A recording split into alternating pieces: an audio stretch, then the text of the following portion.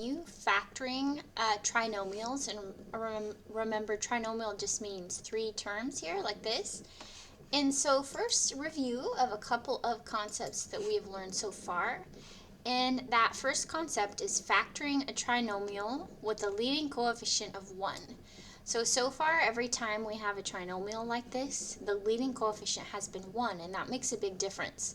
So the first thing we always look for is a common factor. There's not one. So then that is where we can kind of reverse FOIL here. So I can write this as the product of two binomials. So product meaning multiply. So then when I think about reverse FOIL here, I think about what times what will give me x squared. And there's only one option, x times x. So that is the key to what will be different about today's lesson, is that x and x is the only option here. So then when I continue to think about this, I see everything is positive, so I would know it would be positive times a positive. And I think about what two numbers I can multiply to get 6, but combine those outer and inner terms to get 5. So it's either 6 times 1 or 2 times 3. And then I know it would have to be 2 times 3. So I get plus 2 plus 3, and it doesn't matter where I write the 2 and where I write the 3 because they're both plus. And there I've factored that trinomial. And remember again that I could write this binomial here, I could write this one in front, and it would still be the same. So our next example, we're going to review grouping. So here we have 4 terms. And when I look at all 4 terms, I'll see that they do not all 4 have something in common. This is also not a trinomial. It has 4 terms, so I cannot just right off the bat know what to do here. So that is where I'm going to use grouping. So these 2 terms and these 2 terms have a common factor. And so when I look at these 2 here in purple, they both have an x in common. So I can factor an x out. So if I factor an x out, that would give me x, and then I would get times 7x minus 24y. I'm sorry about the background noise if you can hear that. This is okay. So here I factored out an x, and I might have to think about if I were to distribute the x, would I get right back there? And I would. So now I will look at this second pair of terms here. So I'll bring down that plus sign here. And I look at these 2 terms, and I see that these 2 terms have a factor of y. They both have a y. And then I can also see that they're both divisible by 3. I have to think about that one for a second, but I can see 3 fits into both of those. So I can factor out 3y. So when I factor out 3y here, that would give me 7x. 72 divided by 3 is 24. So to distribute here to get back where I started, when I factor out that 3y, I get minus 24y. And then what happened here with my grouping, once I did that, I'll notice that 7x minus 24y appearing twice. So the x and the 3y are both being distributed to the same binomial. So I'm going to put the x plus 3y together, and then I'm going to write the 7x minus 24y just once. So this would be the factored form. So both of these problems we just reviewed are going to be put together for our new lesson. So today we're going to look at factoring trinomials when the leading coefficient is not 1. So here are the examples too, but anything that is not a 1 is what we're looking at today. So the first thing I'm going to do is I'll look at all 3 terms for a common factor, and there's not one. And so when I look at factoring, if I right off the bat try to make this a product of binomials, well, I have 2a times a would give me 2a squared, but now I'm really not sure where to write the plus, where to write the minus. So I'm going to try a different method, and so I'm actually going to factor this using grouping. And so what you do is you take this first term, this leading coefficient, which in this case is a 2, and you multiply it by the constant, or whatever term's at the end. It may not always be a constant. So 2 times 20 is 40. So over here, off to the side, I'm going to think about the number 40, and I'm going to think about all the numbers you can multiply to get 40, but will combine to give me negative 13. So I know that they're both going to have to be negative. So here I could think about, well, negative 40 times negative 1. I have negative 20 times negative 2. I have negative 5 times negative 8. So I'm thinking of all the things I can multiply to get 40. But I want to combine them to get negative 13. So here I can see minus 5 minus 8. So what I'm going to do is I'm going to rewrite this trinomial so that 2a squared, I'm going to keep the 2a squared, but instead of writing minus 13a, I'm going to write it a different way. I'm going to write minus 8a minus 5a. And you'll see why in just a moment. And then I'm going to rewrite that plus 20. So I rewrote the trinomial, but I didn't really change anything. So that is still minus 13a. But now I can factor these 4 terms by grouping like we just did. So when I factor this by grouping, I look here, my first group has a 2a in common. So if I factor out a 2a, I get 2a times a minus 4. When I look to the next group, I can factor out a negative 5. Remember, you have to bring that middle sign down. If I factor out the negative 5, I get negative 5 times a minus 4. And if you were tempted to think plus, well, look, if I distribute a negative 5 times a is negative 5a. Negative 5 times negative 4 is plus 20. And once I do that, I have my 2a minus 5. And they are both being distributed to a minus 4. So now I have factored that trinomial. So here is my factored complete answer. So I factored this by making it into a grouping problem.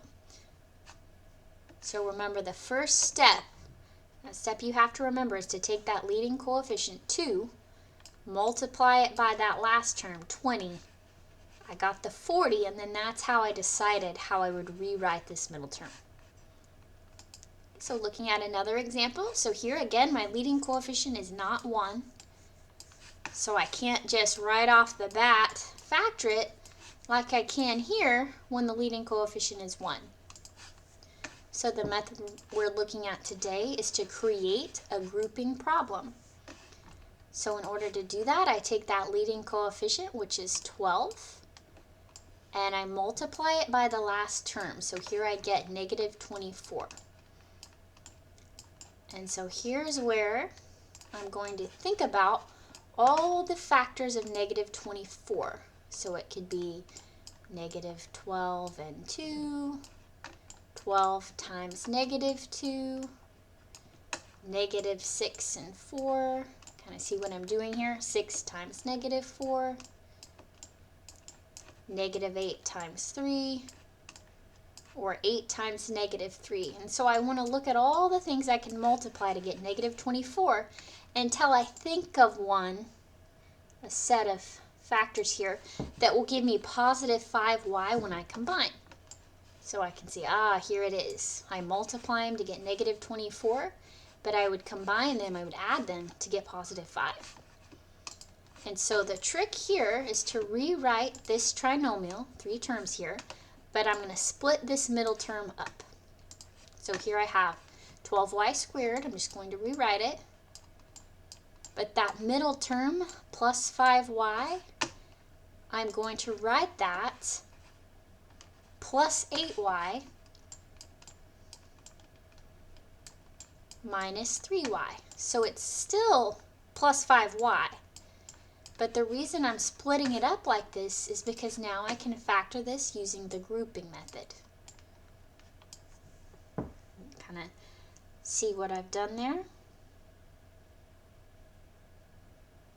Okay, so here whenever I go to group this, you'll notice these have a common factor and these two don't have a common factor.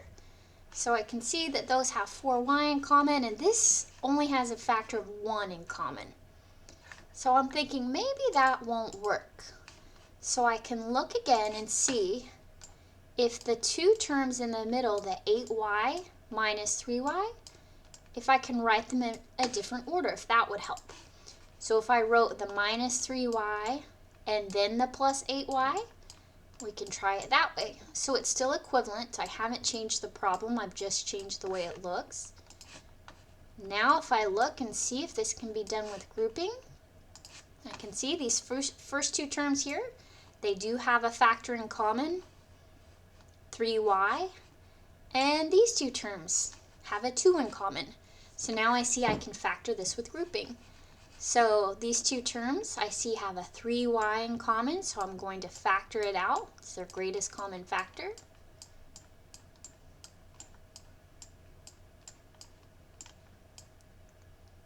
For the second set of terms, I need to bring this plus sign down here. And I can see they both have a 2 in common, so I'll factor the 2 out.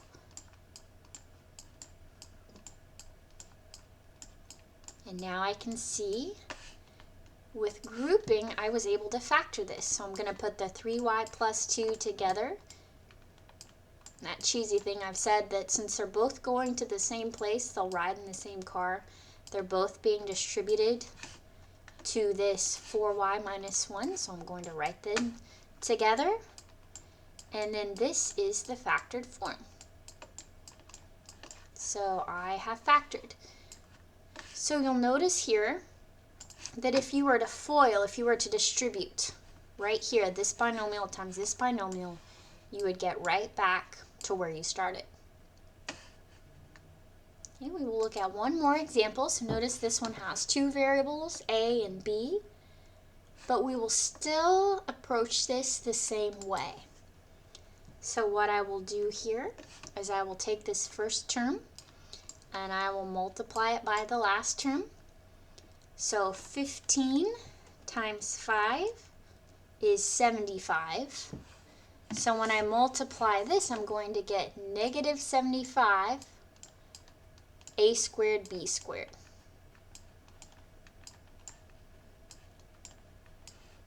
So now I'm going to think about all the factors, all the things I can multiply to get that, but that I could combine to get this. So I could think, what if I had negative 25 a squared times 3 b squared. So if I think about that, or excuse me, negative 25ab times 3ab. I was getting ahead of myself there. So if I look, if I were to multiply those two things, I would get negative 75 a squared b squared. If I were to combine those two things, I would get negative 22ab. So that is how I'm going to approach this problem. So I'm going to keep my 15a squared, but for this middle term, I'm going to break it down. It's like I'm uncombining like terms, and I'm going to write that as negative 25ab plus 3ab. So if you look, if I were to combine like terms right here, because they are like terms, I'd get right back to that. So this is just a trick. It's a way that I can factor this with grouping. So now I'm going to rewrite that negative 5b squared. And now I'm going to factor this using the grouping method. So if I look at these first two terms, they have a common factor. These second two terms have a common factor. So I'll try it out this way and see if it works. If it doesn't work out for you, it probably means that these two terms, the two that you wrote, need to be switched. So let's see here. So this first set of terms here, they have greatest common factor of, let's see, 5a. So if I factor out 5a, that would give me 3a minus 5b. And then for the second set of terms here, I need to bring that plus sign down. They both have a b in common. That's the greatest common factor. So if I factor out a b, that would give me 3a minus 5b. And I can tell that it worked. And I know that it worked because what I have in parentheses here matches. If not, it probably means, like I said, you need to switch those two around. So here to write this in factored form, because it's not complete, sometimes people stop right here on accident, but I need to write that 5a plus b together, make them a binomial. Since they're both being distributed to the same thing, which is 3a minus 5b, we're going to write them together and they'll be distributed at once. Okay, and there you have it. So this one definitely takes practice, and the homework will help with that. Let me know if you have any questions.